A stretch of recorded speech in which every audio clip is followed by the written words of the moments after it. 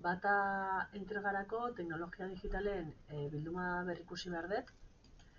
Hementxe daukatela fitxategia eguneratuta.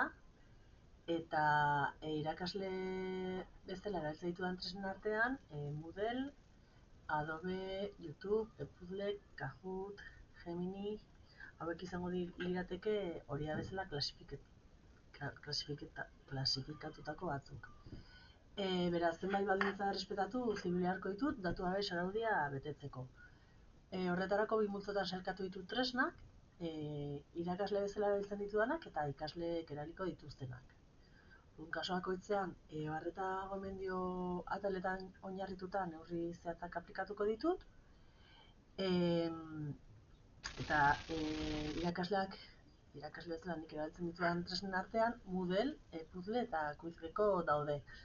Azken hau ez dago Inter zerrendan, eta tresna erabilita ikusi dut, ikasleen informazioa bildu nahi ez badugu, erabiltzaile izen bat sor dezakegula bakoitzarentzat. Beraz, izen bitarteko bilketa egin nahi izanez gero, ikasle bakoitzak aurrez eman didan izena erabiliko du.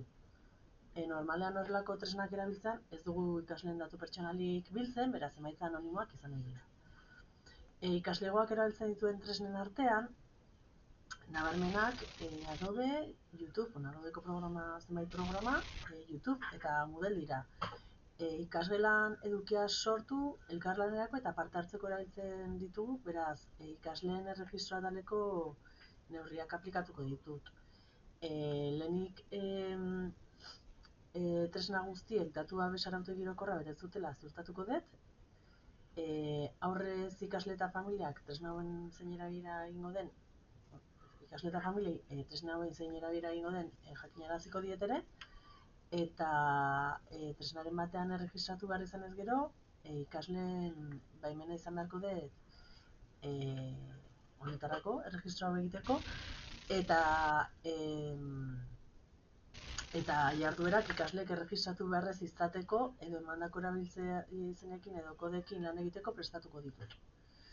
Lehen aipatu bezala. Lanen argitaratzea mugatuko dut ere, eta edukiren bat igoz gero ikastetxeko datu babes arduradunarekin hitz egingo nuke bere gomendioak jarraitzen.